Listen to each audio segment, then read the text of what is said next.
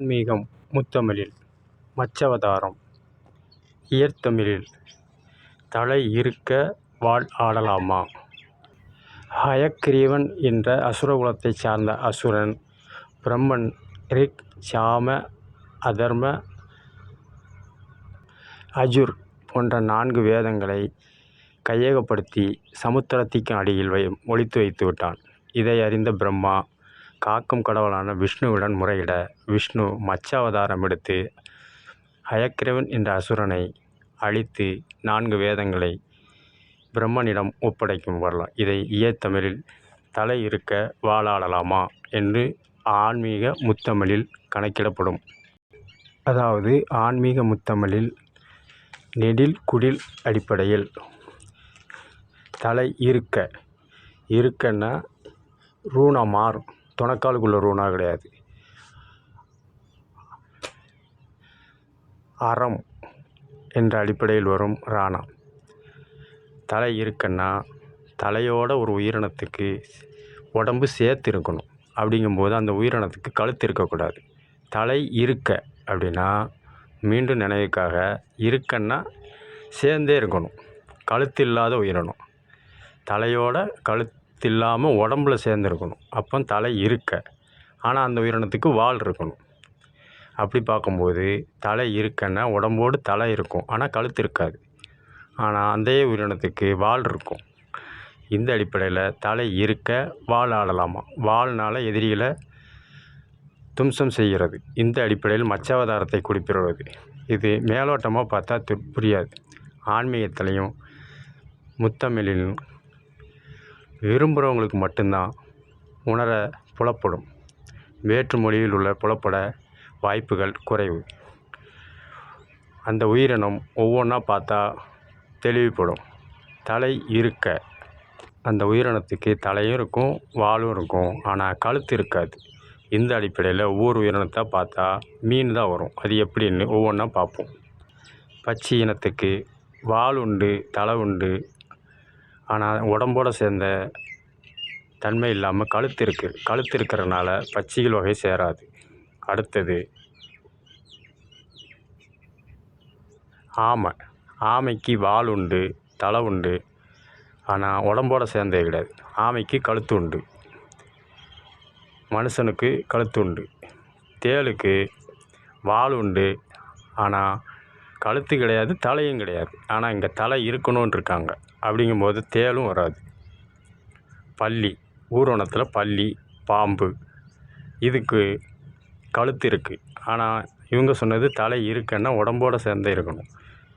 பூரானுக்கு தலை கிடையாது, வால் கிடையாது, நீட்ட வடிவம் கிடையாது. அட்டைப்பூச்சி அதேமாதிரி. தவளை குட்டியில் குஞ்சு பொரிக்கும் நீரில் படிக்கும்போது தவளைக்கு வால் இருக்கும், ஆனால் தலை இருக்காது. ஆனால் வளர்ந்ததுக்கப்புறம் தலை உடம்போடு சேர்ந்து கழுத்து இல்லாமல் இருக்கும், ஆனால் தவளைக்கு வால் கிடையாது. ஆனால் இங்கே சொல்கிறது வால் ஆடலாமான்னா தவளைக்கு வால் இல்லை, அப்போ அந்த உயிரினமும் கிடையாது. மீன் எடுத்துக்கிட்டோம்னா தலையும் இருக்கும், வாலும் இருக்கும். வால் மேற்பகுதி, தலை கீழ்ப்பகுதி அடிப்படையில் உடம்பு சேர்த்து வச்சுருக்கும். அப்போ மச்சாவதாரத்தில் விஷ்ணு பகவான் எடுத்த மீன் அவதாரத்தை தான் தலை இருக்க வாளாடலாமா என்று ஆன்மீக முத்தமிழில் கணக்கிடப்படுகிறது. தலையும் உடம்பும் மீனுங்கிற உயிரினத்துக்கு ஒட்டியே தான் இருக்கும், அதுக்கு கழுத்து கிடையாது. அந்த அடிப்படையில் 4 வேதங்களை சமுத்திரத்துக்கு கீழே வச்ச அசுரனிடம் காப்பாற்ற விஷ்ணு பகவான் எடுத்த மச்சாவதாரத்தை தான் தலை இருக்க வாள் ஆடலாமா. வாழை கொண்டு தான் மீனினங்கள் எல்லா பிற உயிர்களையும் கப்பலை தவிர்க்கிறது கூட வாழை கொண்டு தான் தவிர்க்கும். அப்போ வாள் என்பது அறிவாள், அன்பாள், பணிவாள், துணிவாள், தெளிவாள். இந்த வாள் அடிப்படையில் இன்னும் பல வாள்கள் உண்டு. அந்த அடிப்படையிலையும் சூட்சமமாக வீரமும் இருக்கணும், விவேகமும் இருக்கணும். ஆளுமைக்கு பொறுப்பில் இருக்கிறவங்க ஒரு காரியத்தில் இறங்கும்போது தன்னை நம்பி இருக்கிற மக்களுக்கும் பாதுகாப்பாக இருக்கணும், தன்னையும் பாதுகாத்துக்கணும். அதே மாதிரி எதிரிகளையும் சூட்சமமான முறையில் கையாளணும் என்பதற்காக வேதங்களை காப்பாற்ற மச்சாவதாரம் எடுத்தது தான் தலை இருக்க வாள் ஆடலாமா. நீர்நிலவாழ் மீனினங்களுக்கு 3/4 பலம் வாளில் தான் இருக்கும். இதை நினச்சி தான் முடியாச்சில் கூட ராஜராஜ சோழன் பெரிய பெரிய அண்டால விலாங்கு மீனை விரால் மீனை வளர்த்து எதிரிகள் கப்பலுக்கு பக்கத்தில் விட்டுருவாங்க. அந்த எதிரிகள் பக்கத்தில் இந்த கப்பல் பக்கத்தில் அந்த குண்டாவில் உள்ள மீனை கொண்டு போய் விடும்போது இரும்புனால் செஞ்ச கப்பலை இந்த மீன்கள் அடிக்கும்போது மின்காந்த அலைகள் உருவாகும். இதை கப்பலில் அழிக்கக்கூடிய தன்மை இந்த மீனுக்கு இருக்கிறனால இதை வச்சியும் மச்சாவதார அடிப்படையில் முடியாச்சில் ராஜராஜ சோழன் மீன்களை வைத்து எதிரிகளை கப்பல்களை மின்காந்த அலைகளை கொண்டு தாக்குனான். ஆனால் ராஜராஜன் போரிட்ட கப்பலில் எந்த ஒரு துரும்பும் இரும்பில் செய்யப்படலை. இது மர வேலை செய்கிறவர்களுக்கு தெரியும். அடப்பை பூராமே சக்கை என்ற மரத்துண்டுனாலேயே இணைச்சிருப்பாங்களே வழியா இரும்பு இருக்காது. காரணம் தண்ணி இரும்பும் சேர்ந்து இந்த மீனின வாலில் தட்டும்போது மின்காந்த அலைகள் உண்டாகி சேதம் விளைவிக்கும். இதை மச்சாவதாரத்தில் உணர்ந்த அடிப்படையில் புராணத்தில் அதே அடிப்படையில் தான் ராஜராஜ சோழன் போர்ப்படை கப்பல்களை இந்த மீனினங்களை வச்சு தாக்குதல் பண்ணி தகர்த்தார். கடல் தாண்டி போரிட்டு வெற்றி கொண்டவனும் ராஜராஜ சோழன் தான் பதிவேட்டில் இருக்குது. இலங்கைக்கு கப்பல்லே சென்று போரிட்டு வெற்றியும் வாகை சூடினவர் ராஜராஜ சோழன். இது பதிவேட்டில் உள்ள அடிப்படை. ஆகவே மச்சாவதாரத்துக்கு தான் வாலில் பலம் இருக்குது. ஆனால் தலை இருக்கும், தலையில் செயல்படும். எந்த அடிப்படையில் எதை தாக்குனா எதை இது பண்ணணும் அதை பூரா முக்கால்வாசி வாலினம்தான் தாக்குதல் நடக்கும். இதனால தான் தலை இருக்க வாழாடலாமா என்ற மச்சாவதாரத்தை ஆன்மீக முத்தமிழில் குறிப்பிடப்பட்டுள்ளது. முடியாச்சில் பக்தர்கள் என்பவர் சேவை செய்து தொண்டு புரிவது, அதாவது வாள் தலைமை என்ற ஆன்மீகத்துக்கு செய்வதனால தலை இருக்க வாழாடலாமா. அறிவால் அன்பால் தெளிவால் என்ற அடிப்படையில் சேவை செய்வதை பொறுப்புள்ளவர்கள் எதிரியும் சூட்சமமாக தகர்க்க வேண்டும். தன்னை நம்பியிருக்கும் மக்களையும் பாதுகாக்கவும் பராமரிக்க வேண்டும் என்பதை சூட்சமமாக இருப்பதை தலை இருக்க வாழாடலாமா என்ற ஆளுமையை புராண அடிப்படையில் சொல்லுது. அதே தான் முடியாட்சியிலையும் செய்யப்படுகிறது. ஆன்மீக முத்தமிழில் ஏற்கனவே கூறியது போல 16 திதி 12 ராசி அடிப்படையில் தட்பவெப்ப நிலையில் தெய்வமே பிற ஜீவராசிகளாக உருவம் மாறினால் அதன் தன்மை 16 திதி 12 ராசி அடிப்படையில் தட்பவெப்ப நிலையில் மாறுபடும். அதே காரணிகள் விஷ்ணு பகவானுக்கு மச்சாவதாரம் எடுத்தபோது நிகழ்ந்தது. காரணம், அந்த சதுர்வேத வேதங்களை பிரம்மனிடம் ஒப்படைத்த பின்பு நீரில் இருந்ததினால் அந்த அடிப்படையில் மச்சம் என்ற மீனுக்குரிய குணங்கள் விஷ்ணுவுக்கு வர ஆரம்பித்தது. அதனால் அவதாரம் எடுத்த மச்சாவதாரத்தில் உள்ள விஷ்ணு பகவான் சமுத்திரத்தை விளையாடச் செய்தார். அதாவது கலக்கி அங்குமிங்கும் ஓடி பிற உயிரினங்களுக்கு, அதை விட சிறிய உயிரினங்களுக்கு தீங்கு விளைவிக்கும் அடிப்படையில் செய்தார். இதை உணர்ந்தவர்கள் மனம் சிவனிடம் முறையிட்டனர்.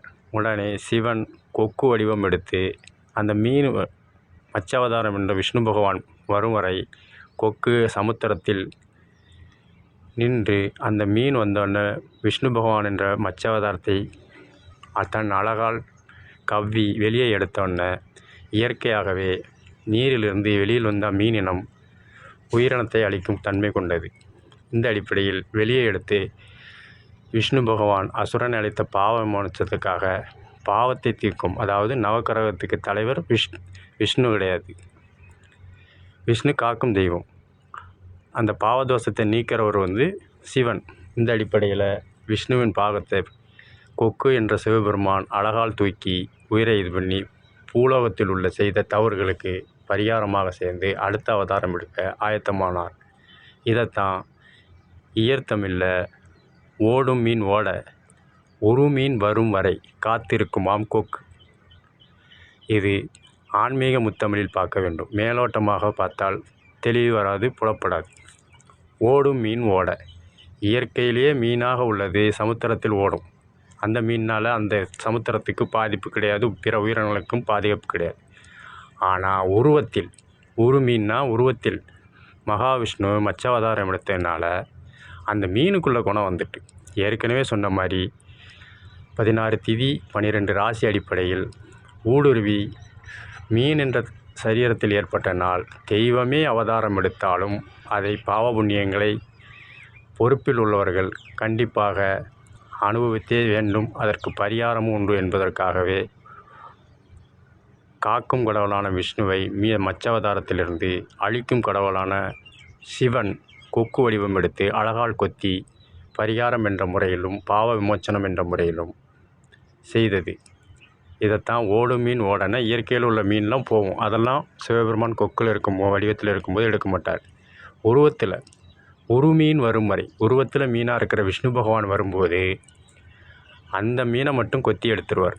இதை தான் ஓடும் மீன் ஓட ஒரு மீன் வரும் வரை காத்திருக்குமாம் கொக்கு.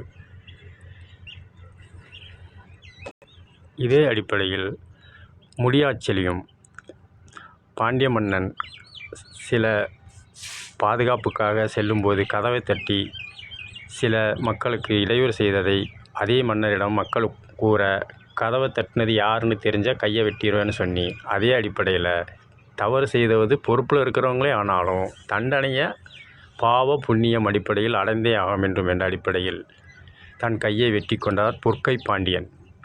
மனுநீதி சோழன் பொறுப்பில் உள்ள தன் பிள்ளையே விதிமீறி தான் தனது எனது என்னது என்ற எண்ணம் வந்து அலட்சிய போக்கில் வேணும்னு செய்யலை, கவனக்குறைவில் விபத்து ஏற்பட்டு பசுவின் கன்றை தேர் சக்கரமேற்றி கொன்றத மணி ஓசை அடிப்படையில் பசு மனுநீதி சோழன் கூற, அதை சூட்சமமாக உணர்ந்த மனுநீதி சோழன் உயிருக்கு உயிர் தான் அதுக்கு ஆறுதலை ஒழிய சரிசமம் செய்யவில்லை என்று பரிகார அடிப்படையில் ஆளுமை பொறுப்பில் உள்ளவர்கள் தன் பிள்ளையே என்றாலும் நீதி தவறி நடந்தால் குற்றம் பாவ புண்ணியங்களை அடைந்தே வேண்டும் என்று தேர் சக்கரத்தில் அதே மகனை அதே தகப்பன் ஏற்றி கொண்டான். இதனால் அந்த கன்றுவை இழந்த பசுக்கு மன ஆறுதல் கிடைத்து அதனிலிருந்து பரிகாரங்கள் என்ற அடிப்படையில் தேடினது சூட்சமமாக வெளிப்பாட்டு கொண்டு வருகிறது.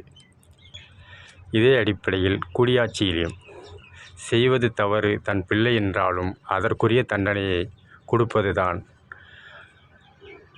ஆளுமைக்கு அறநெறி என்ற அடிப்படையில் ஆன்மீகமே ஆளுமை, ஆன்மீகமே வைத்தியம் என்ற அடிப்படையில் சூட்சமமாக எடுத்துரைப்பார்கள். குடியாட்சியில் ஆளும் எதிரணி இரண்டும் அவரவர் கோட்பாடு அடிப்படையில் விவாதம் பண்ணி தவறுகளை சுட்டிக்காட்டி திருத்திக் கொள்வது என்ற அடிப்படையில் மக்கள் திலகம் எம்.ஜி. ராமச்சந்திரன் அவர்கள் ஆளுமை பொறுப்பில் இருக்கும்போது திருச்செந்தூரில் உள்ள வேல் தொலைந்ததை சட்டசபையில் எதிரணியில் இருக்கும் கருணாநிதி என்ற அவர்கள் எதிர்க்கட்சி தலைவர் அடிப்படையில் அவர் தெய்வம் இல்லைங்கிற கோட்பாடை கொண்டவர் எதிர்க்கட்சியில் உள்ள, ஆளுங்கட்சியில் உள்ளவர் தெய்வ நம்பிக்கை உள்ளவர்.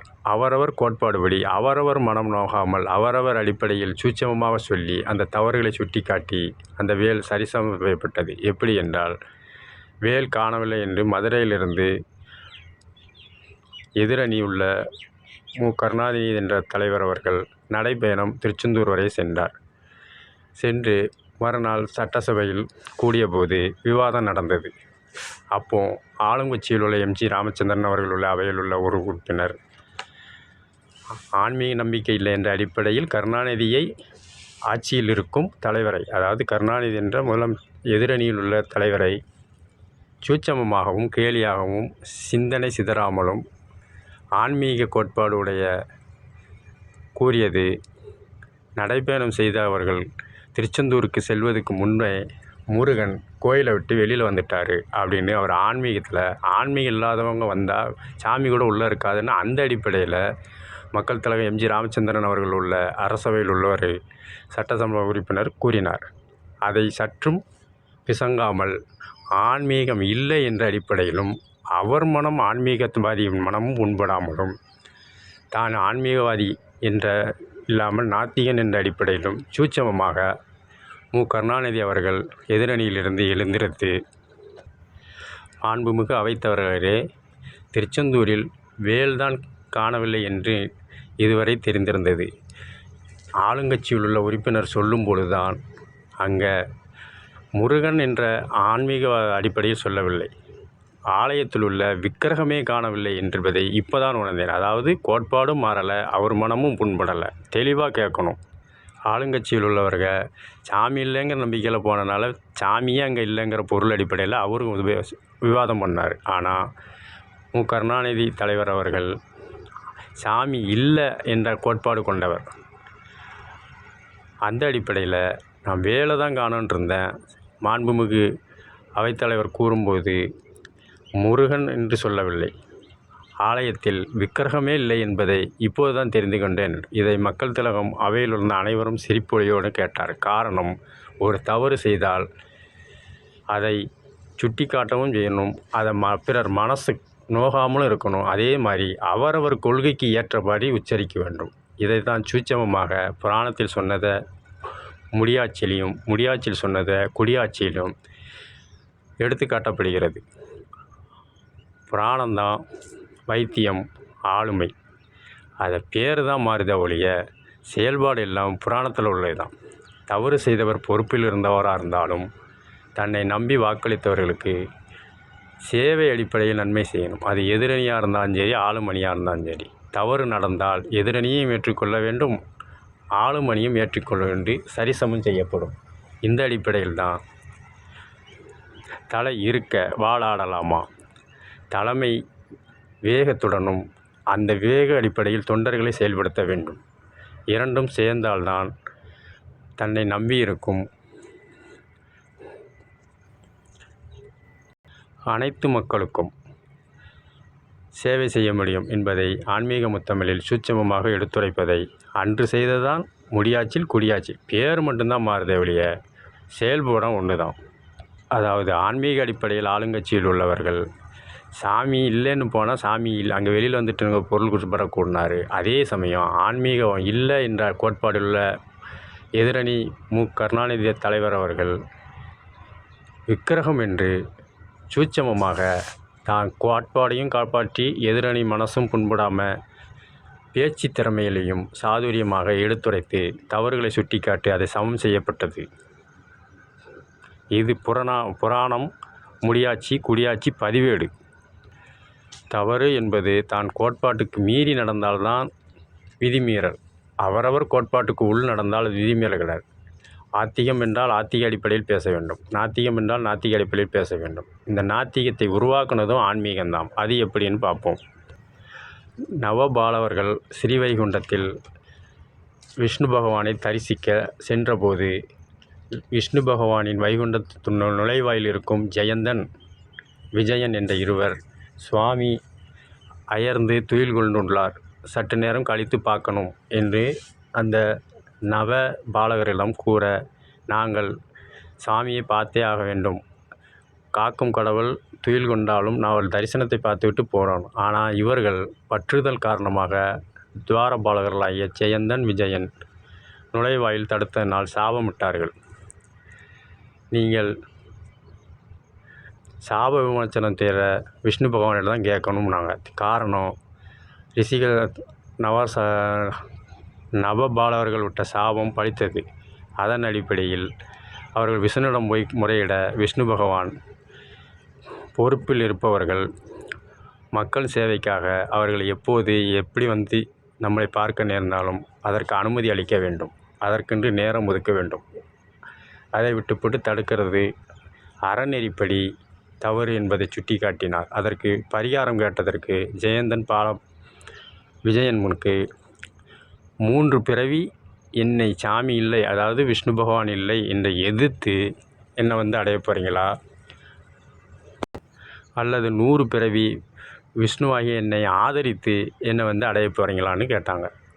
100 வருஷம் வரையும் எங்களால் காத்திருக்க முடியாது, 3 பிறவியில் உங்களை எதிர்த்தே நாங்கள் வந்து அடையிறோம்னாக்கிறேன். அதாவது சாமி இல்லை, நாத்திகம் அப்போதே சூட்சமமாக உருவாக்கியது.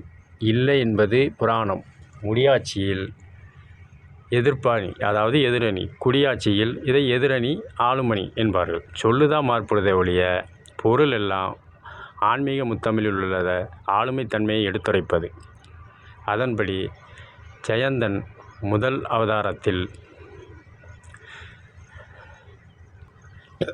இரணியன் என்ற ஜெயந்தனும் இரணியகசிப்பு என்ற விஜயனும் அவதாரம் எடுத்து சிவாலயங்களைப் போலாம் தகர்த்தெடுத்து இல்லை இல்லை என்ற அன்றே சூட்சமமாக விவாதித்து புராண அடிப்படையில் இந்த அவதார அடிப்படையில் அவர்கள் முதல் அவதாரத்தில் எடுத்ததை நரசிம்ம அவதாரம் வராக அவதாரம் மூலம் முதல் அவதாரத்தில் தீர்த்து பரிகாரத்தை செய்தார். தூணிலும் இருப்பார் துரும்பிலும் இருப்பார் என்ற அடிப்படையில் ஜெயந்தனுடைய இரணியனை நரசிம்ம அவதாரம் எடுத்து வதம் செய்து பரிகாரம் பாவ விமோச்சனம். வராகம் என்ற அவதாரம் எடுத்து இரணியகசுவை பரிகாரம் பாவ விமோச்சனம். இதனை நாடகத் தமிழில் கூட சூட்சமமாக எடுத்துரைப்பார். ஆன்மீக தமிழ் சொன்னால் புரியாது, சொல்ல சொல்ல சொல்ல சொல்ல சொல்ல சொல்லத்தான் புரியும். மேலோட்டமாக பார்த்தால் நாடகத் தமிழில் இது புரியாது. ஆனால் எல்லார் மனதிலும் பதிவாகிவிடும். காரணம், முன்னோர்கள் செய்த உயிரணுக்கள் வெள்ளையணு கருவணுக்கள் அடிப்படையில் சந்ததிகள் வளர்ச்சியில் நாமும் வந்ததனால் புரியும். ஆனால் தெளிவுபடுத்த தெரியாது. அந்த அடிப்படையில் இயக்குனர் சங்கர், மக்கள் திலகம் படம் எடுக்கும் சங்கர் கிடையாது.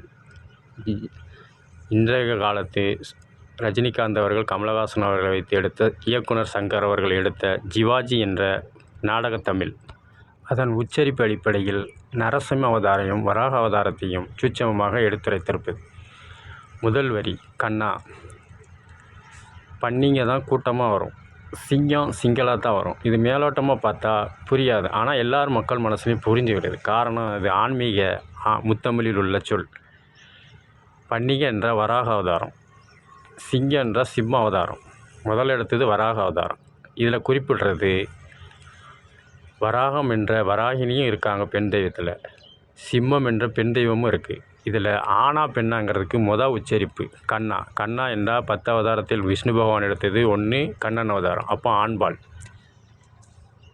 அந்த அடிப்படையில் வராக அவதாரம் பூமியை காக்க, சிவனோட முடியும் அடியும் காக்க விஷ்ணு பகவான் எடுத்தார்.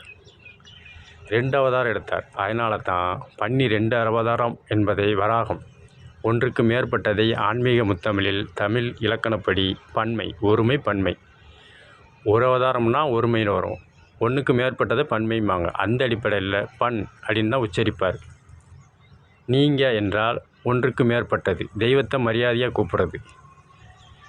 அதை ஒரு சொல்லில் 2 பொருள். பன்னீங்க அப்படின்னா பன்மையில் உள்ள பன்றிகள் 2, அதாவது வராக அவதாரத்தை மரியாதையாக குறிப்பிடுது. கண்ணா என்றால் விஷ்ணு பகவான், பெண் தெய்வம்ல ஆண் தெய்வம். விஷ்ணு பகவான் வராக அவதாரம் எடுத்ததை பன்னிங்க தானா தனியாக, ஒரு எழுத்துக்கும் பல சொல் உண்டு, தனியாக அவதாரம் எடுத்தது. முதல்ல வராகம் எடுக்கும்போது விஷ்ணு பகவான் பன்றியாக எடுத்து சிவனின் பாதத்தை காக்க போனார். அப்போ மண்ணை பூரா ஒரு இடத்துல தள்ளினார்.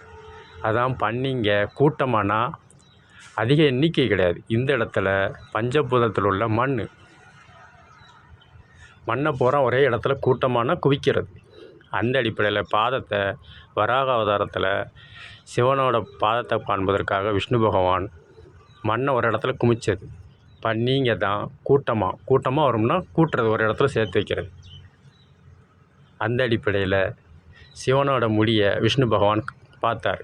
பாதத்தை தோண்டும்போது குழியில் சிவபுரம் தலை குனிஞ்சு பார்க்கும்போது அவர் முடியை வராக அவதாரத்தில் இருந்து முடியை பார்த்தார் விஷ்ணு பகவான். இதைத்தான் பன்னிங்க கூட்டமாக வரும். 2வது அதே பன்னி அவதாரம் வராகம், பூமியை காப்பாற்ற இரணியனிடம். பூமி ஒரு கோள் என்பதை அது அடிப்படையில் இன்னொரு கோள்களிடம் நீரில் இது பண்ணும்போது அந்த பூமியை தன் மூக்கின் நுனியில் கொம்புகளுக்கு இடையில் சாய்ந்த தளத்தில் குவிந்த இடத்தில் வைப்பது. சாய்ந்தது என்பதை கூட்டம், அதாவது ஒரு கூர்முனையில் வைப்பது. இதையும் பன்னிங்க என்றால் கூட்டமானா ஒரே இடத்துல கூர்மையான இடத்துல சமதளம் அடிப்படையில் அந்த 2 பக்கவாட்டுக்கு இடையில் பூமியை தாங்கி பிடிக்கிறது. அங்கே மண்ணை கூட்டுறது கூட்டம், இங்கே ஒரே இடத்துல குவிக்கிறது கூட்டம். கூர்முனை அடிம்பாங்க, அந்த அடிப்படையில் வரும். பன்னிங்க தான் கூட்டமாக வரும். அடுத்தது சிங்கம் சிங்களாக தான் வரும். சிங்கிள் என்பது ஆங்கில வார்த்தை என்பதில் எடுத்துக்கொள்ளக்கூடாது. இங்கே தமிழ் அர்த்தத்தில் தான் எடுக்கணும். சிங்கு என்றால் ராகத்தில் சிங்சாக் சிங்சாக், அதாவது குறில் நெடில் அடிப்படையில் வரும். சரீரம் குறைஞ்சி கூடும். அந்த அடிப்படையில் சிங்கிள் என்றால் சிறு சிறு துண்டுகள். சிங்கல் அவர் உச்சரிப்பு அப்படி தான் வரும். சிங்கம், அதாவது சிங்கம்னு சொல்ல மாட்டார், சிங்கம். சீனா இங்கன்னா ஒத்த கொம்பு போட்டு காணாம். இது ஆண்பாளையும் குறிக்கும் பெண்பாளையும் குறிக்கும் அடிப்படையில் வராது. சிங்கம்னு சொல்ல மாட்டார். பண்ணிங்க கூட்டமாக வரும். சிங்களாக தான் வரும். சிங்களானால் சிறு சிறு துண்டுகளாக கல்லை உடச்சிக்கிட்டு தான் வரும். இது நரசிம்ம அவதாரத்தில் வந்தது. பாருங்கள், புரியும். பண்ணிங்க கூட்டமாக வரும்னா பண்ணி ஒன்றுக்கு மேற்பட்டது. சிவனோட அடிமுடியை காண அவதாரம் எடுத்து மண்ணை கூட்டினது கூட்டமாக வருது. அதே அவதாரத்து அடிப்படையில் இரணியனிடம் பூமியை காப்பாற்ற பன்றி என்ற இரு கொம்புகளுக்கிடையே கூட்டம்னா கூர்மையான இடத்துல வச்சுருக்காரு. இதை பண்ணிங்க கூட்டமாக தான் வரும். அதுக்கு தான் வரும்னா இறந்த காலத்துலேயும் அதான், எதிர்காலத்துலேயும் அதான், நிகழ்காலத்திலும் வந்ததுன்னு சொல்ல மாட்டாங்க, வரும்னு சொல்ல மாட்டாங்க. வரும்னா அது 3 காலத்துக்கும் பொருந்தும். பண்ணிங்க கூட்டமாக தான் வரும். சிங்கம்னா ஒரு தனிப்பட்ட உருவம். உடம்பு மனுஷ உருவம், தலை வனவிலங்கு. அதை தான் சிங்கம். ஆண்பால் உயிரினத்தையும் இன்னொரு உயிரினத்தையும் கலந்து சொல்வது. சிங்களாக தான் பொடி துண்டுகளான கல், சிங்களாக தான் கல்லை உடச்சிக்கிட்டு வர்றது தான் சிங்களாக வரும். அப்படிங்கிறத ஆன்மீக தமிழில் முத்தமிழில் சூட்சமமாக உள்ளதை உச்சரிப்பு மூலம் தெளிவுபடுத்தும். காரணம், ஒரு சொல் பல பொருள் தரும், பல சொல் ஒரு பொருள் தரும்.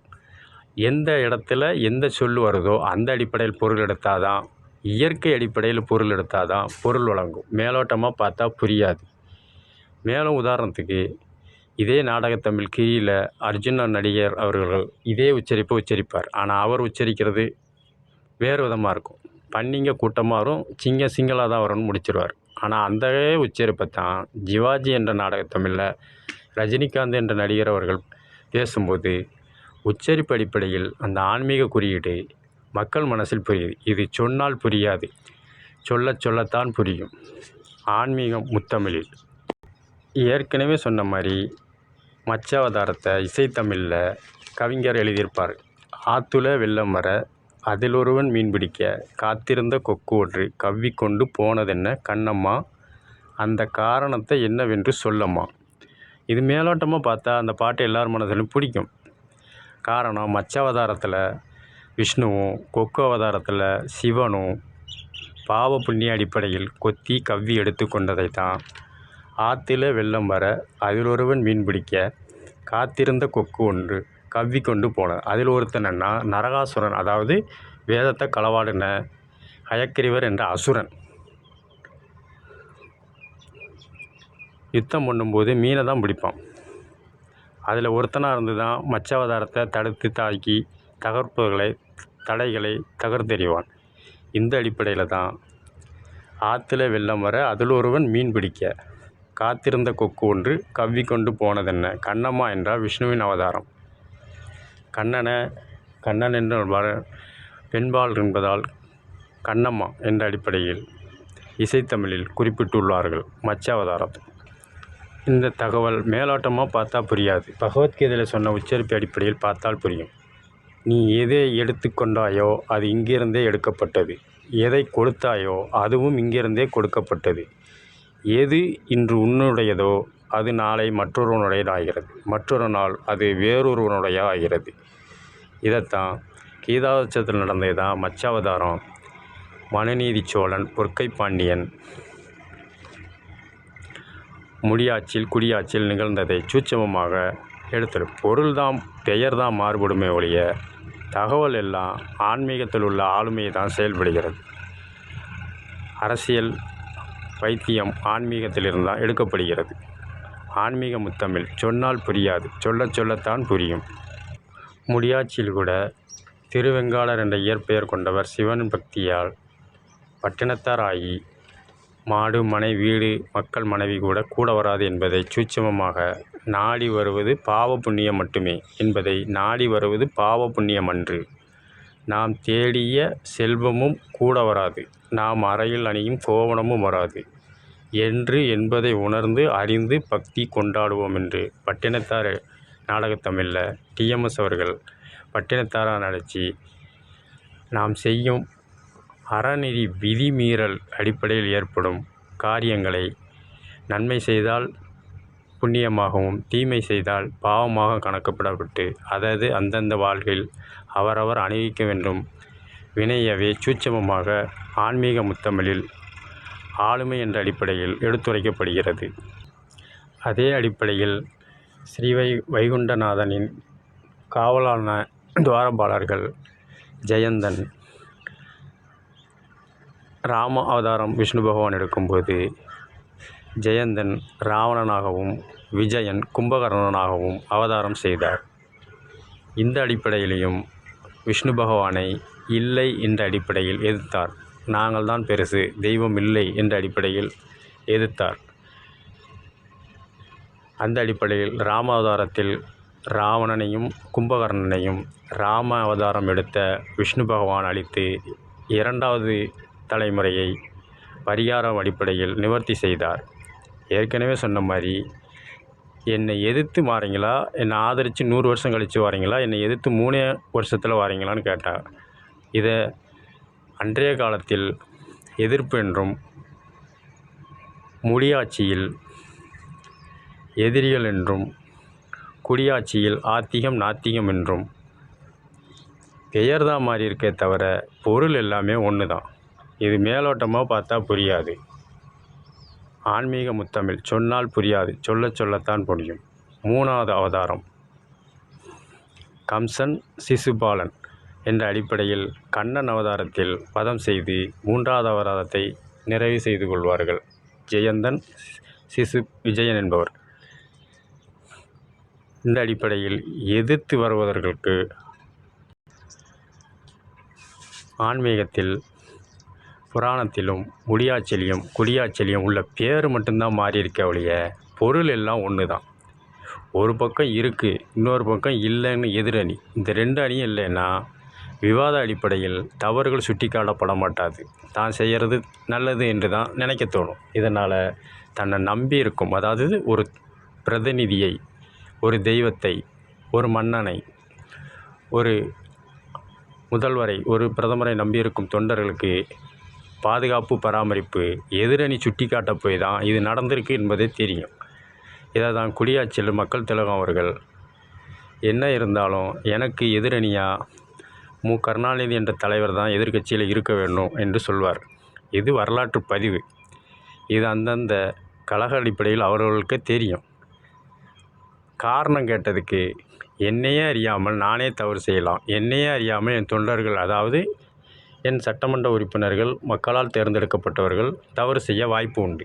அதை 234 தொகுதியிலும் தனி ஒரு மனிதனால் என்னால் கண்காணிக்க முடியாது. அதே சமயம் அவர்களை மனமாற்றமும் செய்யணும், மக்களுக்கும் நல்லது செய்யணும் என்ற அடிப்படையில் எனக்கு வலுவான எதிரணி இருந்தால் தான் என்னால் திறம்பட செயல்பட முடியும் என்பதை கூறி எதிரணியில் எனக்கு கருணாநிதி அவர்கள்தான் இருக்க வேண்டும் என்று சூட்சமமாக அன்றே வரலாற்று பதிவேட்டில் பதிவிட்டிருப்பதை அந்தந்த கழகத்தின் உறுப்பினர்களுக்கு, மூத்த உறுப்பினர்களுக்கு தெரியும். இன்றைய உறுப்பினர்களுக்கு தெரிய வாய்ப்புகள் குறைவு.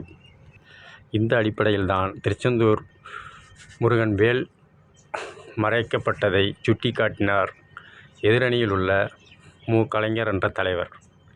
அதை ஏற்றுக்கொண்டு மனம் உவந்து தன் சட்டமன்ற உறுப்பினரையும் எதிர்க்கட்சி உறுப்பினரையும் தன்னால் தேர்ந்தெடுக்கப்பட்ட மக்களுக்காகவும் சேவை அடிப்படையில் நாம் பெருசு நீ பெருசு என்ற மனத்தத்துவம் 2 அணிக்கும் கிடையாது. ஆளுங்கட்சியுள்ள எம்ஜிஆர் அவர்கள் முதலமைச்சர் அவர்களுக்கும் எதிரணியில் உள்ள எதிர்க்கட்சி கலைஞர் என்ற தலைவர் அவர்களுக்கும் கிடையாது. மக்களுக்கு பணி செய்யணும். இதைத்தான் ஈர்த்தமில்லை மக்கள் பணியே மகேசன் பணி.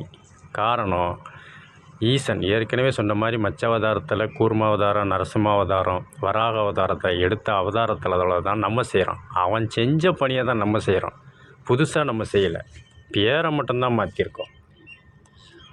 மக்கள் பணியே மகேசன் பணி. மகேசன் செஞ்ச பணியை தான் மக்கள் பணியாக நம்ம செய்கிறோம். அங்கே மகேசங்கிறோம், இங்கே மக்களுங்கிறோம். காரணம், எல்லாமே இல்லாதவருக்கு இயன்றதை பொறுப்பில் இருப்பவர்கள் உயர்வு தாழ்வு அன்றி சமமாக பங்கிட்டு கொடுப்பதே ஆளுமை. இதைத்தான் மக்கள் பணியே மகேச பணி என்ற புராண அடிப்படையில் முடியாட்சியிலையும், முடியாட்சி அடிப்படையில் குடியாட்சியிலையும், ஆன்மீகமே முத்தமிழ் என்ற அடிப்படையில் மொழி அடிப்படையில் பதிவேடுகளை பதிவிட்டுள்ளது. இது மேலோட்டமாக பார்த்தா புரியாது. அடுத்தது கூர்ம அவதாரம். இதுலேயும் ஆளுமையை பற்றி, அதாவது முடியாட்சி குடியாட்சியை பற்றி புராணத்தில் உள்ளதுதான் செய்யப்படுகிறது. இயற்தமிழில் அமீனா வந்த வேடும் ஆமை வந்த வேடும் விலகாது. இந்த உச்சரிப்பை தனியாக பொறுமையாக பார்த்தா தான் அந்த ஆன்மீக முத்தமிழ் உள்ள பொருள் உள்ளப்படும். அமீனா ஆங்கில வார்த்தை, ஆனால் இங்கே சொல்லியிருக்கிறது தமிழாக எழுதியிருக்கான், தமிழ் எழுத்தில். நம்ம தமிழ் அடிப்படையில் தான் பொருள் எடுக்கணும். அமீனா என்பது தமிழ் வார்த்தையில் எடுத்தால் தான் பொருள் தரும். அமீனா என்று சேர்த்து வாசித்தால் ஆங்கில வார்த்தையாக எடுக்கக்கூடாது. அப்போ ஆனாவை தனியாகவும் மீனை தனியாகவும் பிரிக்கணும். ஆ என்றால் அரி, மீனா என்றால் மச்சாவதாரம். அமீனா வந்த வாழும்னா வடு சமுத்திரம். சமுத்திரத்தில் தெய்வமே அவதாரம் எடுத்து வந்தாலும் அறநெறி தவறி நடந்தால் சரி செய்யப்படும். அடுத்தது ஆமை, இதை கூர்மாவதாரம். இதைத்தான் அமீனா வந்த வேடும் ஆமை வந்த வேடும் விலகாதுன்னா குறைஞ்சி போகாது. இப்போ உள்ளவங்கள தண்ணி வற்றிட்டு தண்ணி தட்டுப்பாடு வருதுன்னு சுட்டி காட்டுறத அப்போமே முடியாட்சியில் நீரின்றி அமையாது உலகு என்றதை பொருள் அடிப்படையில் யார் வந்தாலும் கடல் நீர் ஒரு இடத்துல இருந்து இன்னொரு இடத்துக்கு நீராவி என்ற அடிப்படையில் நிலா, சூரியன், வியாழன், செவ்வாய், புதன், வெள்ளி, சனி போன்ற கிரகங்கள் அடிப்படையிலும் 60 பாகை அடிப்படையிலும் 60 ஆண்டுகள் என்ற அடிப்படையில் சுழற்சி முறையில் ஓரிடத்தில் உள்ள நீரை மற்றொரு நேரத்துக்கு சுழற்சி முறையில் நதிகளை இணைக்கிறது இயற்கை என்ற அடிப்படையில். அதாவது அமீனா வந்த வீடும் ஆமை வந்த வீடும் விலகாது, குறையாது, தள்ளி போகாது, தண்ணி வற்றாது.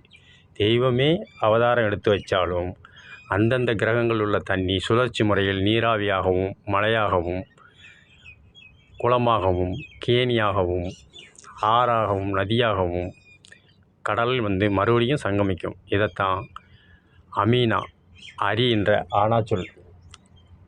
அரி மீனாக வந்தாலும் கூர்மாவதாரம் ஆமையாக வந்தாலும் அந்த வடு அமீனா வந்த வேடும் ஆமை வந்த வேடும் விலகாது, குறையாது என்பதை இயற்தமிழில் ஆன்மீக முத்தமிழில் குறிப்பிட்டுள்ளனர். முடியாட்சியில் அசோகர் போரிடும்போது அனைத்து உயிர்களையும் கொன்று நீ ஒருவன் மட்டும் இருந்து என்ன சாதிக்கப் போகிறாய், என்ன அனுபவிக்கப் போகிறார், என்ன நிகழ்த்தப் போகிறார் என்று சாணக்கியர் போர்க்களத்தில் சூளுரைப்பார். அப்போது தான் செய்த தவறு அடிப்படையில் உயிரினத்தை அழித்து இன்னொரு உயிரை காப்பாற்றுவது தவறு என்ற சூட்சும அடிப்படையில் ஆறுகளையும் குளங்களையும் கேணிகளையும் வெட்டி நீர்நிலையை மிகுதிப்படுத்தினார். அதை சேகரிப்பது எப்படி, பாதுகாப்பது எப்படி, பராமரிப்பது என்று அந்தந்த இடத்துக்கு ஏற்றவாறு நீர்நிலையை விரிவுபடுத்தினார் அசோகர். ஆன்மீக முத்தமிழ் கூற்றுப்படி பதிவேடுப்படி இயற்கை என்ற பனி, மழை, காற்று, கோடை சுழற்சி முறையில் பூமி, சந்திரன், வியாழன், செவ்வாய், புதன் என்ற கோள்கள் அடிப்படையிலும் வெப்பக்கதிர்வீச்சு என்ற ராகுவும் குளிர்கதிர்வீச்சு என்ற கேது அடிப்படையிலும் ஓரிடத்தில் மிகுதியாக உள்ள நீரை இன்னொரு இடத்திற்கு வெப்பக்கதிர் மூலம் உறிஞ்சி அதே இதை குளிர்ந்த பகுதி என்ற கேது பகவான் அடிப்படையில் மழை என்ற அடிப்படையில் இல்லாத இடத்திற்கு செழுமைப்படுத்துகிறது. இதையே நதிநீர் இணைப்பு என்று இயற்கை அடிப்படையில் நதிநீர்களை இணைக்கிறது. வேறு தேசத்தில் உள்ள நீரையும் ஆகாயத்தில் நீராவி என்ற அடிப்படையிலும் உறிஞ்சுதல் மேகங்கள் உரிவது என்பதும் கூறும். இதைத்தான் இயற்தமிழில் மேகத்துக்கும் தாகம் உண்டு என்று எழுதி வைத்தார்கள். இது கடல் வாழ்வாதாரத்தை நம்பி இருக்கும் மீனவர்களுக்கு தெரியும். பிறருக்கு தெரிய வாய்ப்பு கிடையாது. மேகத்துக்கும் தாகம் உண்டு என்றால் பூமி சூரியனின் நேரடி கதிர்வீச்சுக்கு வரும்போது உஷ்ணம் அதிகமாகும். உஷ்ணம் அதிகமாகுவது பூமியில் உள்ள பிரதேசம், அது அமெரிக்காவாக இருக்கலாம், கனடாவாக இருக்கலாம், சீனாவாக இருக்கலாம், இல்லை ஜப்பானாக இருக்கலாம், அங்கே உள்ள நீர்நிலையை உறிஞ்சிரும். உரியும் போது அது விண்வெளிக்கு போகும். பூமியிலிருந்து விண்வெளிக்கு போய் மேகம் என்ற அடிப்படையில் திட்டுகளாக சேகரிக்கப்படுகிறது. இதைத்தான் மேகத்துக்கும் தாகம் உண்டு. மீனவர்களிடம் கேட்டால் தெரியும். கடலில் நீரை உறிஞ்சும். இப்படி உறிஞ்சும் போது மேகத்தில் போய் அது மேகங்களாக அப்படியே நிற்கும். வெப்பக்காற்று குளிர்காற்று அடிப்படையில் பூமி சுழற்சி அடிப்படையிலும் மீண்டும் அதே குளிர்ந்த தன்மைக்கு வரும்போது மழையாகவும் பனிமழையாகவும் மீன்மழையாகவும் பெறுகிறது. இதில் என்ன மீன்மலை பனிமலை என்பார்கள். இதைத்தான் இயற்தமிழில் மேகத்துக்கும் மோகம் உண்டு என்பார்கள். முதல்ல சொன்னது மேகத்துக்கும் தாகம் உண்டுன்னா தண்ணியை பூரா மேகம் குடிக்கும், உறிஞ்சிரும். வெப்பக்கதிர்வீச்சு ராகு கேது என்ற அடிப்படையில் ராகு வெப்பக்கதிர். அதே இதை குளிர்ந்த இடத்துக்கு வரும்போது உருகி மழையாக வரும். இதைத்தான் மேகத்துக்கும் மோகம், பிரசவிக்கும் தன்மை. மேகத்துக்கும் தாகம் உண்டு என்பதை நீரை உரிகிறது.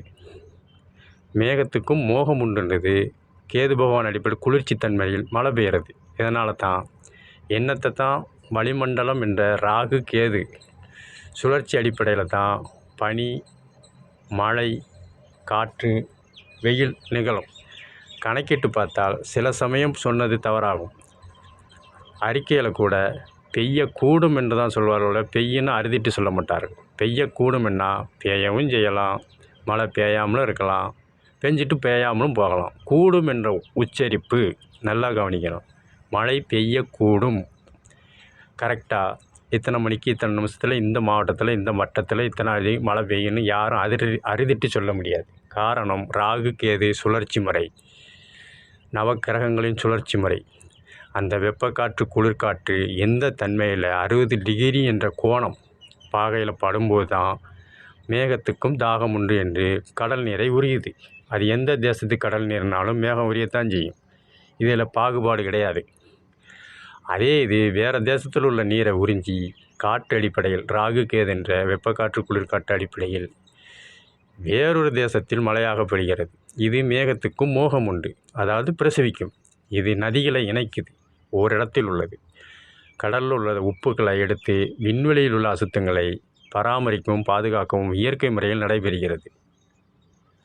உப்பு நீர் எடுத்ததுக்கப்புறம் சுத்தமான மழை நீர் நமக்கு சுகாதார அடிப்படையிலும் நோய் பிணி இல்லாத அடிப்படையிலும் பெய்கிறது. சில சமயம் சமுத்திரத்தில் நுரைய அதிகமாக உள்ள படத்தில் மேகத்துக்கும் தாகம் உண்டு ஈர்த்தமில்லை நீரை உறிஞ்சும். அந்த நுரை மேகத்துக்கு உள்ளே போய் அப்படியே இருக்கும்போது குளிர்க்கும் போது நுரை பனிக்கட்டியாக மாறிடும். அதே இது வேறு தேசத்தில் இருந்த நுரையை எடுத்து காற்று அடிப்படையில் மேகம் வரும்போது இன்னொரு தேசத்துக்கு குளிர்ந்த காற்று படும்போது, அதாவது மேகத்துக்கும் மோகம் உண்டு என்ற அடிப்படையில் மழையாக பெய்யும்போது அந்த நுரை உறைஞ்சி பனிமலை, ஆலங்கட்டி மலை என்று பெய்வது. அதே இது கடல் நீரை உரியும் போது அந்த கடல் நீர் பகுதியை சுற்றளவு நீர் உரியும் போது மீனினங்கள் இருந்தாலும் அதையும் மேகத்துக்குள்ளே போயிடும். அந்த மேகத்துக்குள்ளே நீர் போகும்போது நீர் கடலில் எப்படி சமுத்திரத்தில் இருக்கோ அதே மாதிரி தான் செயல்படும். அதனால் அந்த மீனுங்கள் உயிர் வாழும். அது எவ்வளோ ஆண்டுனாலும் சரி, எவ்வளோ மாதம்னாலும். அந்த மேகம் குளிர்ந்த தன்மை வர்ற வரைக்கும் ஒரு தேசத்தில் இருந்து இன்னொரு தேசத்துக்கு சுழலும். இது எந்த விண்வெளி ஆராய்ச்சினாலும் கணக்கிட முடியாது. பார்க்க மேகமாக இருக்கும். அது தட்பவெப்பநிலையில் குளிரும்போது மழையாக பெய்யும்போது அந்த உயிரோடு இருக்கிற மீன்கள் விண்ணிலிருந்து மண்ணில் விழும்போது மீன் மழை பெய்யுது அப்படிம்பாங்க. இது மீனவர்களுக்கு தெரியும். பிற தொழில் செய்வதற்கு வாய்ப்புகள் இல்லை. அதான் மேகத்துக்கும் தாகம் உண்டு என்று கடல் நீரை இயற்கை அடிப்படையில் ஒருங்கிணைக்கிறது.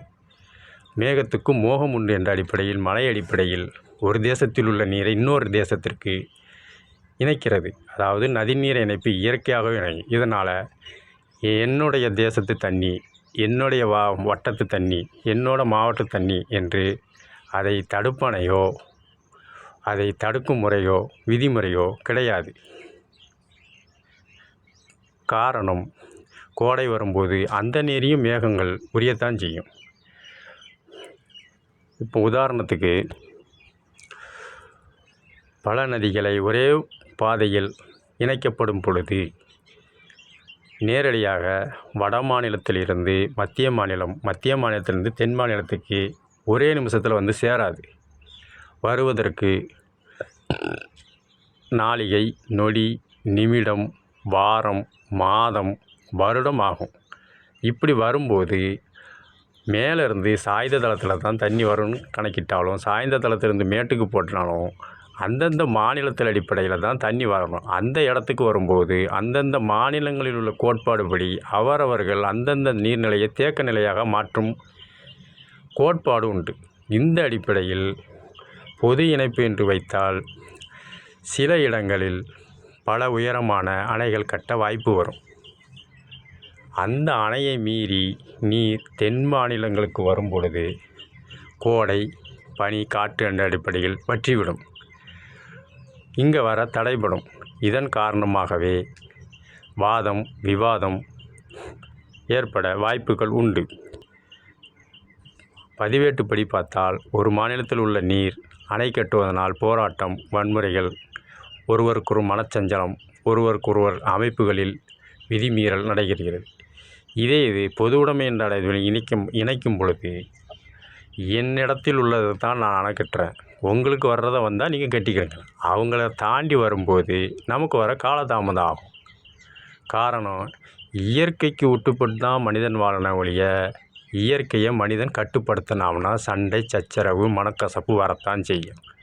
இயற்கையாகவே மழை சமுத்திரத்தில் உள்ளதை, பிற மாவட்டத்தில் உள்ளதை, பிற மாநிலத்தில் உள்ளதை, பிற தேசத்தில் உள்ள நீரை சமத்துவம் அடிப்படையில், கலப்பு என்ற அடிப்படையில், மேகத்துக்கும் தாகம் உண்டு என்ற அடிப்படையில் உறிஞ்சி மேகத்துக்கும் மோகம் உண்டு என்ற அடிப்படையில் மழையாக பெய்கிறது. இதனால் எவருக்கும் எவ்வித பாதிப்புகள் வந்தாலும் அந்தந்த துறை, அந்தந்த இலாக்கா, அந்தந்த பகுதிகள் சமன் செய்யப்படுவார்கள். இணைப்பு என்று வைத்தால் அணைகள், கட்டடங்கள், சேகரிப்பு என்ற முறையில் தேக்கப்படும். இங்கே வர காலதாமதமாகும். அதற்குள் பருவநிலைகள் மாறிவிடும். இதனால் பிரச்சனைகள் வலுவுடைமை செய்ய தளர வாய்ப்புகள் குறைவு. இதை உணர்ந்த ஆன்மீக முத்தமிழர்கள் அன்றே தான் அமீனா வந்த வீடும் ஆமை வந்த வீடும் விலகாது. சமுத்திரம் இருக்கிற வரைக்கும், மழை நீர் பெய்கிற வரைக்கும், தட்பவெப்பநிலை இருக்கிற வரைக்கும், 16 திதிகள் இருக்கிற வரைக்கும், 12 ராசிகள் கணக்கிடப்படுற வரைக்கும் பொதுவுடைமை என்ற இருக்கும் வழிய தான் எனது என்று பிரிவினை அடிப்படையில் சேகரிக்கும் போதும் இணைக்கும் பொழுதும் பாகுபாடுமே வருவே தவிர பக்குவ நிலை வராது. முடியாட்சியிலும் சரி, குடியாட்சியிலும் சரி, நீர்நிலைக்காக போராட்டங்கள் நடக்கத்தான் செய்யும். இயற்கை அடிப்படையில் நடக்கும்போது அது சேவை என்ற அடிப்படையில் நடைபெறுகிறது. குடும்ப இல்லற வாழ்வில் உள்ளதை பக்கத்து மாவட்டத்தில் உள்ள நீரை பக்கத்தில் உள்ள வார்டு நீர்த்தேக்க தொட்டியை அடுத்த வார்டுக்கு கொடுக்க கோட்பாடுக்கு கிடையாது. இது உள்ளூர் கோட்பாடு.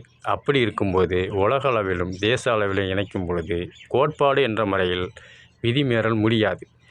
அதற்குள் பசித்தவனுக்கு சோறு கொடுக்க, தாகம் எடுத்தவருக்கு தண்ணி கொடுக்கணும். தாகம்லாம் முடிஞ்சதுக்கப்புறம் தண்ணி கொடுத்தது பிரயோஜனம் இல்லாமல் ஆயிரும்.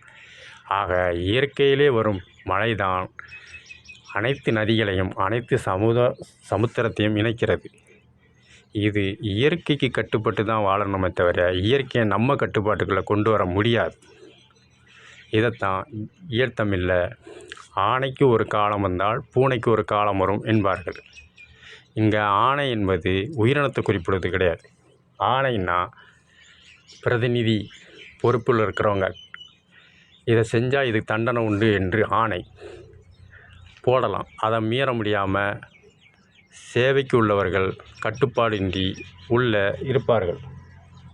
கட்டுப்பட்டு இருக்கும்போது இன்னல்கள் ஏற்படும். ஆனால் பருவங்கள் மாறும் பொழுது நீர்நிலை, காற்று, பனி, மழை மீறி வரும்போது அவர்களே சாய்த்துவிடும். அதாவது அவர்கள் ஆளுமையை தகர்த்துவிடும். இந்த அடிப்படையில் தான் ஆணைக்கு ஒரு காலம்னா அறநெறிப்படி வாழ்ந்தால் அது ஆளுமை அறநெறியாகும்.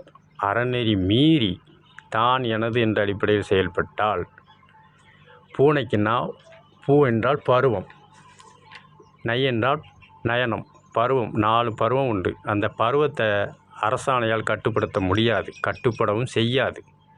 அதுக்கு உதாரணம், ஆங்கில வருடம் 2003 டிசம்பர் மாதம் நடந்த நீர்நிலை சேதம். வரும்னு நினச்சாங்க, வரல. வராதுன்னு நினச்சாங்க, வந்துட்டு.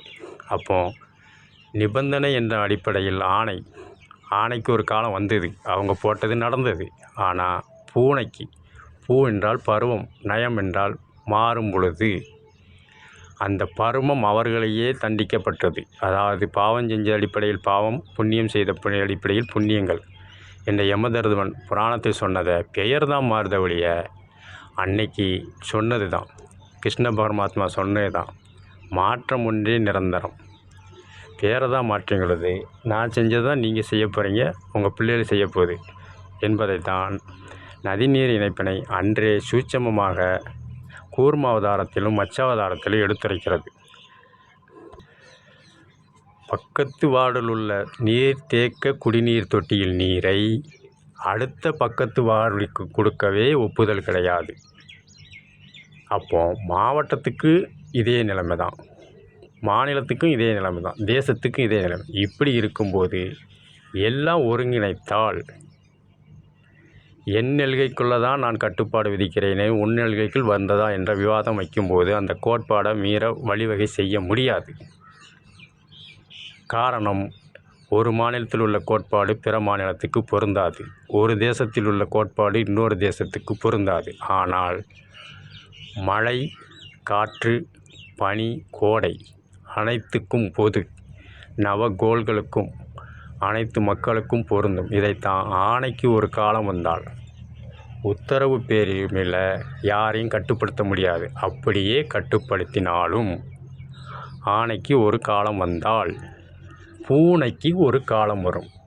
பருவத்தில் நிலையில் நீங்கள் மாட்டிக்கிடுவீங்க என்று தான் ஆன்மீக முத்தமிழர்கள் இயற்தமிழில் நீர்நிலையை பற்றி, இயற்கைக்கு ஒட்டுப்பட்டு நடங்க, இயற்கை விதிகளை மீறி நடந்தால் பிரச்சனைகள் உங்களை மட்டும் இருக்காது, உங்களை சார்ந்து வாழும் பிரதிநிதிகளுக்கும் சேரும், அடுத்த சந்ததிகளுக்கும் மனச்சஞ்சலம் ஏற்படும் என்பதை ஆன்மீக முத்தமிழில் சூட்சமமாக எழுதப்பட்டிருப்பதே மச்சாவதாரம், கூர்மாவதாரம், வராக அவதாரம். ஆன்மீக முத்தமிழ் ஒரு வரியில் சொன்னால் புரியாது. ஆன்மீக முத்தமிழில் சொல்லத்தான் புரியும். காரணம், எல்லாருக்கும் எல்லா திறமைகளும் இருக்கும். அவரவர் திறமை, அவரவர் வழிபாடு, அவரவர் பருவம், அவரவர் வயது, அவரவர் வாழ்வாதாரம், அவரவர் குடியரசின் சட்டத்திட்டங்களுக்கு உட்பட்டு செயல்படுவதனால தான் நேரடியாகவும் மறைமுகமாகவும் சில இன்னல்கள் ஏற்படுகிறது. இதை சமம் செய்யவே கோட்பாடுகள் என்ற ஆன்மீக முத்தமிழில் வழிபாடுகளை மாறாமல் திதி அடிப்படையிலும், 12 ராசி அடிப்படையிலும், 4 பருவங்கள் அடிப்படையிலும் பிரசாதம், வழிபாடு, வலம் வருதல், தேரோட்டம் நிகழ்கிறது. இது நாம் இறந்த பிறகும் நடந்ததுனால அடுத்த சந்ததிகளுக்கு புரிஞ்சு தெரிஞ்சு அவர்கள் வாழ்வாதாரத்தை மேம்படுத்தவே வழிபாடே தவிர யாரும் அடிமைப்படுத்துவதற்கு அல்ல. ஆன்மீகமே ஆளுமை, ஆன்மீகமே வைத்தியம். மேலோட்டமாக பார்த்தா புலப்படாது, சொல்லத்தான் புலப்படும். அதாவது அனுபவ ரீதியாக தான் அறிய முடியும். அதற்கு 40-50 வயதிற்கு மேல் உள்ளவர்களுக்கு தான் உணர முடிய ஒழிய கீழ் உள்ளவர்களுக்கு உணர வாய்ப்புகள் கம்மி. இதைத்தான் ஆணைக்கு ஒரு காலம் வந்தால், நிபந்தனை கோட்பாடு என்ற அடிப்படையில் உத்தரவு பேரில் கட்டுப்பாடுகளை விதித்தால், பூனைக்கு பருவங்கள் அதை தகர்த்தெறிந்து நீங்கள் செய்யும் தவறுகளை சுட்டி காட்டும். 2023 டிசம்பர் மாதம் வந்த மழை வெள்ளம், அதாவது எங்கே வராதுன்னு கணிக்கப்பட்டதோ அங்கே அதிகமாக, அதாவது தென் மாவட்டங்கள் ஏற்பட்ட இழப்பீடு. இது வரலாற்று பதிவு. இது நேர் எதிரானதல்ல, வரலாற்று பதிவு. மேலும் அறநெறிப்படி ஆளுமை செய்ய வேண்டும், வைத்தியம் செய்ய வேண்டும் என்பதை வாமன அவதாரத்தில் எடுத்துரைப்பார். அதை ஈழத்தமிழில் வல்லவனுக்கு புல்லும் ஆயுதம் என்பார்கள். அதாவது வல்லவன் என்றால் அவன்னா வலியவன், அதாவது சிறியவன். சிறியவனே ஆனாலும்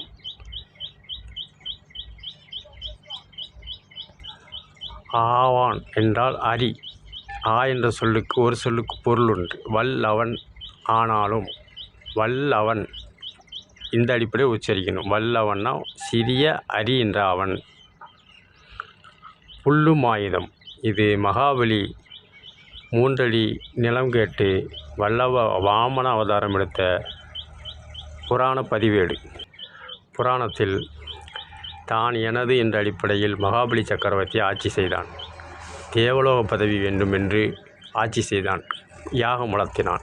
இதற்கு தேவர்கள் காக்கும் கடவுளான விஷ்ணுவிடம் முறையிட, அதை சாதுரியமாக அவன் தர்மம் செய்யவில்லை, தானம் செய்கிறான். அந்த அடிப்படையில் அவனை வதம் செய்ய வேண்டும் என்ப நோக்கத்தில் வல்லவனுக்கு புல்லும் ஆயுதம் என்ற கோட்பாடு அடிப்படையில் 3 அடி நிலம் கேட்டார் வாமன அவதாரத்தில் உள்ள விஷ்ணு. அதற்கு அசுர குலத்தின் தலைவர்களான சுக்ராச்சாரியார், சின்னவனாக இருந்தாலும் இவன் விஷ்ணு பகவான் மாதிரி தெரிகிறாரு, அதனால் வரத்தை கொடுத்துக்கிட்டு நீ அழிஞ்சு போவாத என்று அசுரகுல தலைவராகிய சுக்ராச்சாரியார் தடுப்பார். அதற்கு நான் கேட்ட வரம் கொடுக்கணும், அப்படின்னா தான் எனக்கு தேவலோக பதவி வரும். இந்த விதியை மீறக்கூடாது. காரணம், எந்த கோட்பாட்டில் இருக்குமோ அந்த அறநெறிப்படி ஆளுமை செய்ய வேண்டும் என்பதே புராணத்தில் சுட்டி காட்டப்படுகிறது. தான் இறப்போங்கிற தெரிஞ்சிருந்தும், வந்திருக்கிறது தெய்வம் என்று தெரிந்திருந்தும், தன் கோட்பாட்டுக்கு உட்பட்டு சுவாமி நீங்கள் 3 அடி மண் எடுத்துக்கிடுங்க என்று வணங்கி கமண்டலத்தில் உள்ள நீரை பார்க்க போனார். இதை அறிந்த சுக்ராச்சாரியார், அதாவது மகாபலிக்கும் அசுரன் மகாபலி, அவர்களுக்கு தலைவன் சுக்ராச்சாரியார், கமண்டலத்துக்குள் வண்டு உருவமாகி அந்த நீர் உளுந்தாதானே கொடுக்க முடியும் என்ற சூட்சமத்தில் அவர் கோட்பாடு. காரணம், அவரவர் கோட்பாடு மாறக்கூடாது. தலைவனே ஆனாலும் தொண்டன் தவறு செய்தால் அவனையும் காப்பாற்றணும், திருத்தவும் செய்யணும் என்ற அடிப்படையில் அவர் செயல்பட்டார். தெய்வமே வந்தாலும் தான் கொடுக்கணுங்கிற கோட்பாட்டில் மகாபலி செயல்பட்டார். தனக்கு லாபம் இல்லாலும் பிற உயிரினத்துக்கு வாழ்வளிக்கணும் என்பதை மகாவிஷ்ணு கோட்பாட்டை கடைப்பிடிச்சார். இந்த அடிப்படையில் கமண்டலத்துக்குள்ளே வண்டா போய் சுக்ராச்சாரியார் நீர் வராமல் அடைச்சிக்கிட்டார். இதை ஞான திருஷ்டியில் பார்த்த விஷ்ணு பகவான் குள்ளமாக வந்தவர், அதாவது அவன் வலியவன் என்றால் சிறியவன், சிறுசா வந்த அவன், அவன் அரி என்பவன்.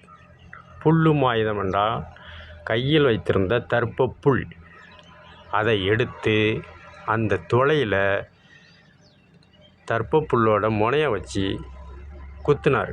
அப்போ அசுரகுலத்தை தலைவரான சுக்ராச்சாரியார் கமண்டலத்து துளையில் அடைச்சிருந்தனால அவர் கண்ணில் பட்டான புண்ணாகி ரத்தம் வந்துட்டு அவர் வெளியில் வந்துட்டார். அப்புறம் அந்த நீரை விட்டு விண்ணையும் மண்ணையும் அளந்து கடைசி அடி எங்கே வைக்க என்று கேட்ட, தன் சிரசில் வை என்று மகாபலி சொல்ல பாதாள உலகம் அணைத்தார்.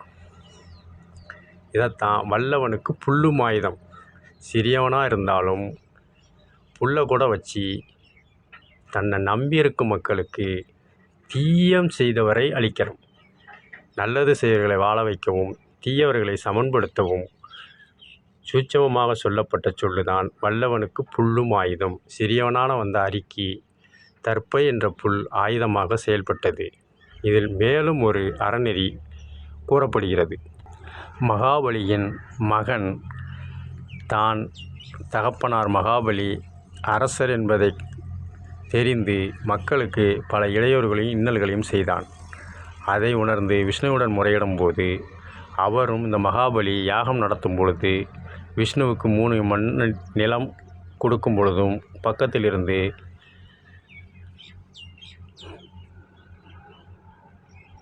விஷ்ணுவை நோக்கி மகாபலியின் மகன் நமச்சி என்பவன் கேட்கிறான். தெய்வமாகிய நீயே வந்தது சின்ன வடிவம், அந்த அடிப்படையில் தான் 3 அடி நிலம் கேட்கணும். ஆனால் வரத்தை கொடுத்ததுக்கப்புறம் நீ விண்ணையும் மண்ணையும் தொடக்கூடிய உருவம் எடுத்துட்டிய, இது தர்மமா என்று கேட்குறார். அதற்கு தர்மத்துக்கும் தியானத்துக்கும் வித்தியாசம் தெரியாமல் பேசக்கூடாது என்று விஷ்ணு பகவான் விளக்கம் கொடுப்பார். தானம் என்பது தான் தனது குடும்பம் தன்னை சார்ந்தவர்கள் மட்டும் வாழ வேண்டும் என்று கொடுப்பது செயல் அனைத்துமே தானத்தை சேரும்.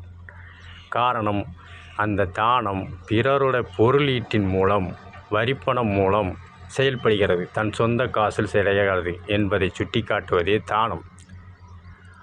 ஆனால் தர்மம் என்பது தான் உழைப்பில் தன்னால் தான் ஒருவரை கொல்லப் போகிறோம் என்று தெரிந்தும் அந்த ஒரு உயிர் அலைந்தால் பல நூறு பல ஆயிரம் உயிர்கள் காப்பாற்றப்படுகிறது என்றால் அதுதான் தர்மம்.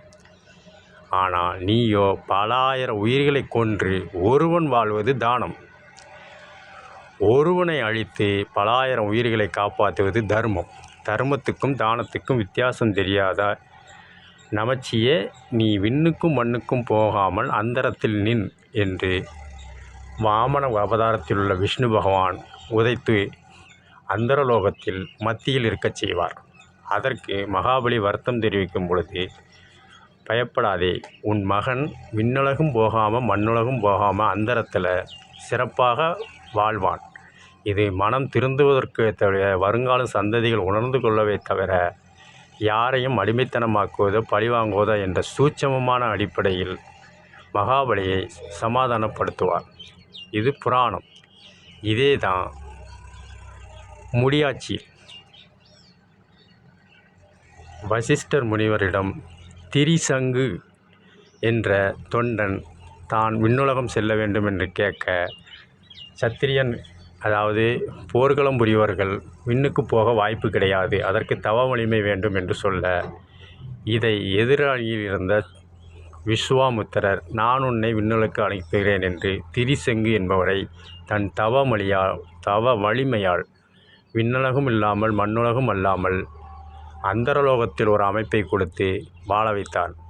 புராணத்தில் நமச்சி என்பவர் அந்தரத்தில் வாழ்ந்து கொண்டிருக்கிறார். அதே அடிப்படையில் முடியாட்சியில் விஸ்வாமுத்திரர் திரிசங்கு என்பவரை அந்தரத்தில் தவ வலிமையால் வாழ வைத்திருக்கின்றார். குடியாட்சி பல உலோக அலோக வெப்பக்காற்று குளிர்காற்று பஞ்சபூதங்கள் காரணிகள் அடிப்படையில் விண்ணுக்கும் மண்ணுக்கும் செல்லாமல் அந்தரத்தில் விண்வெளி ஆராய்ச்சி விண்கலம் என்று புராணத்தில் நடந்தது தான் இப்போ வடிவம் அடிப்படையில் செயல்படுகிறது. பெயர் தான் மாறுபடுத ஒழிய அன்றைக்கு செஞ்ச ஆன்மீக ஆளுமை, அன்றைக்கு செஞ்ச புராணத்தில் செஞ்ச ஆளுமை வைத்திய முறை தான் முடியாட்சியில். முடியாட்சியில் செய்தது தான் குடியாட்சியில். பேர் தான் மாறப்படுதே ஒழிய தன்மை எல்லாம் ஒன்று தான். வாமன அவதாரத்தில் நமச்சி என்ற மகாபலியின் பையன் அந்தரத்தில் வாழ்கிறான். முடியாட்சியில் விஸ்வாமித்திர துணையில் திரிசங்கு என்பவர் அந்தரத்தில் வாழ்கிறார். குடியாட்சியில் விண்கலம் விண்வெளி ஏவுகணை என்ற அடிப்படையில் ஆராய்ச்சி என்ற அடிப்படையில் அந்தரத்தில் நிலைநிறுத்தப்படுகிறது. உருவங்கள் மாறுகிறது, செயல்திறன் எல்லாம் ஒன்றுதான், பொருள் என்றால் ஒன்றுதான். இந்த அடிப்படையில் வல்லவனுக்கு புல்லும் ஆயுதம். ஆட்சி முறையை யார் செய்தாலும் தவறில்லை. அது பெரியவராக இருந்தாலும் சிறியவராக இருந்தாலும் சரி. பிறர் அதாவது தன்னை நம்புவோரும் தன்னால் தேர்ந்தெடுக்கப்பட்டவர் அல்லாதவருக்கும் நன்மை செய்ய வேண்டும்.